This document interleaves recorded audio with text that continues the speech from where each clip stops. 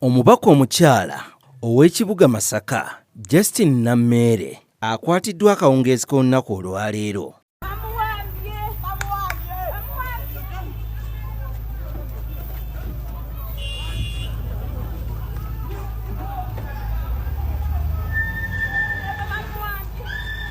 Kigambibwa nti Nameere akwatiddwa ku ssaawa 2:00 bw'abadde agenda ku Liberation Square mu kibuga Masaka ng'awunzika olugendo lwe oba drive gy'akoze okwetooloola ekibuga Masaka oluvannyuma lw'okulayizibwa ng'omubaka omulonde ow'ekibuga Masaka. Nameere abadde atambulira mu convoy era bw'etyo emmotoka ekika kya drone n'ebeekikka mu maaso. Okusinziira kw'omu ku beerabiddeko n'agaabwe agamba nti ab'amagye balagidde Nameere ave mu Range Rover ye olwo ne bamuteeka mu drone ne bamutwala.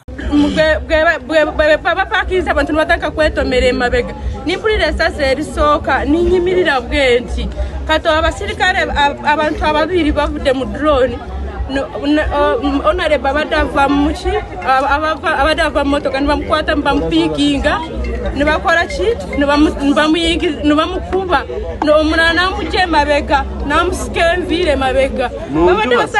Babadde basirikale basajja babiri babadde b'amagye ne bamusika ne bamukuba zibatuuni ne bamuyingiza mu motoka.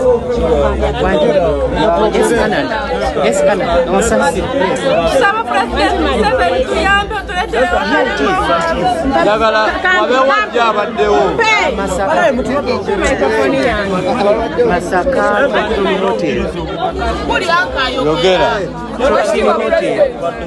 Abe Masaka tuli banakuwavu nnyo tubadde mu drive wa mukama waffe akakulayira Justin Nameere. Mwami wa Nameere annyonnyodde engeri ebintu bwe bibadde era n'agamba nti waliwo abakubiddwa amasasi n'abalala emmotoka n'ebalinnya era ono ekisinza okumunyiiza kwe kuwulira nti nno poliisi ensonga zino tezimanyiiko. Ye kyagamba nti abapoliisi babaddewo nga beetegereza buli kimu era ekimuleetedde obaolyawo butalwanirira mukyala we kwe kuba nti naye bandiwunzise bamukutte ate nga waliwo abaana abasigadde ewaka.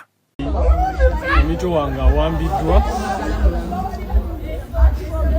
awambiddwa amagye ga UPDF era nga gali mu uniform ya UPDF.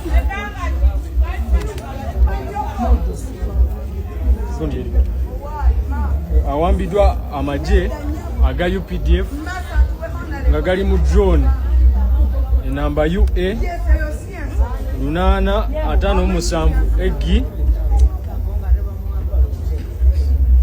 emuwambidde ku hoteli gye bayita Brovard. Hoteli Brovard wawambidde mukyala wange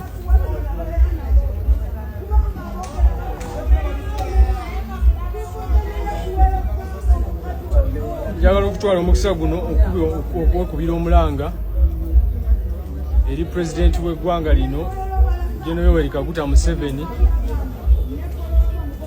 nti omulwanyi we w'e Masaka yajjayo wiini ng'ate era baali bagibbye awambiddwa bamafiya era abaali baagala okumubbako wiini eyo ng'ali mu kujaguza obuwanguzi bwe n'abalonzi be.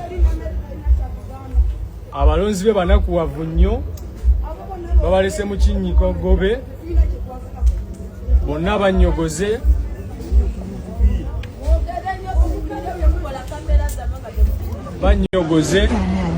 mu kubanga bannyogoze basatu bakubiddwa amasasi nga bakubwa amagye ga UPDF.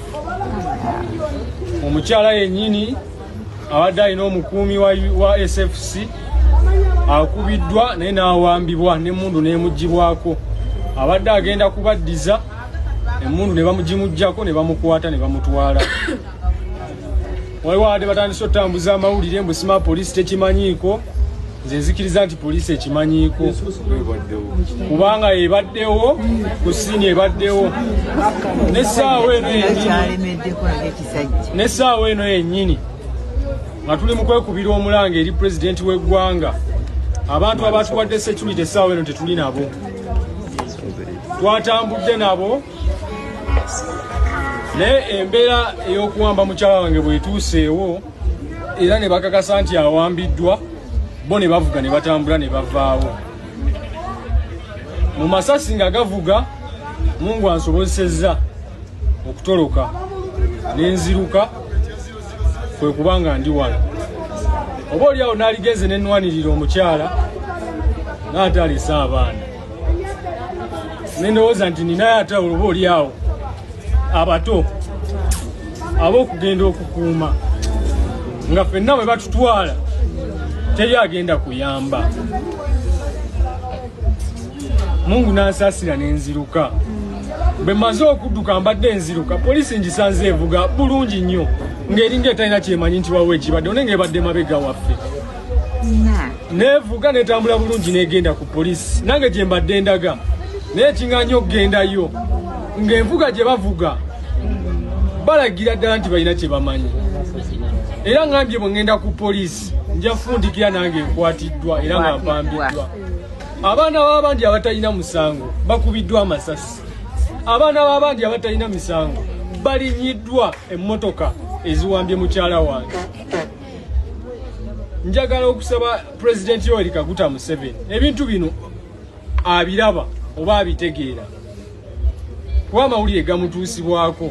Abalwanyi be balinnyirirwa nga balinnyirirwa abantu ba mafiya abali mu kibiina kye ekye-NRM. Abantu abeeyita ab'NRM wabula nga bagirimu baagala kugifunamu. Abantu ba wansi be tuli nabo olunaku luno olwaleero. Jjukira nti nno waabaddewo okuwaanyisiganya ebigambo wakati wa Justin Nameere ne Daudi Kabanda, Secretary General wa PLU. Nti Patriotic League of Uganda nga bwe yali esazeewo nti Right Honorable Anita Mong ne Right Honorable Thomas Tayewa bifo byabwe ekyowa speaker oba omukubiriza w'olukiiko n'omumyuka we ensonga eyo nga PLU egisazizaamu era tekikyalinga bwe kyali. Kabanda toddamu kumanyira babaka ba parliament aba NRM. Stop undermining the Parliament of the Republic of Uganda. Stop undermining NRM MPs. Toddanga mukutumanyiira okutuuka ku ekyo gwe ssebo. Nze mubakutya siriimu. Era bw'oba obala abakutya tombala kuba siriimu mubakutya ate nze bwe mba ku mazima siina kyentya. The lawyers know there is a Latin maxim, veritas nihil timet. Era ono ayitidde ku mukutu gwe n'abaako ebigambo bya nnyonnyola.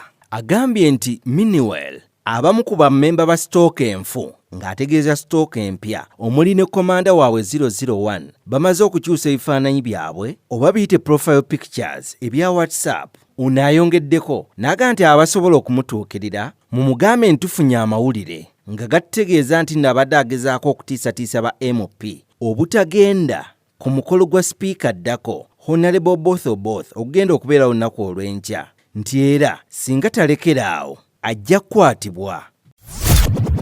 Tukwaniriza ku Kabyanzo Media.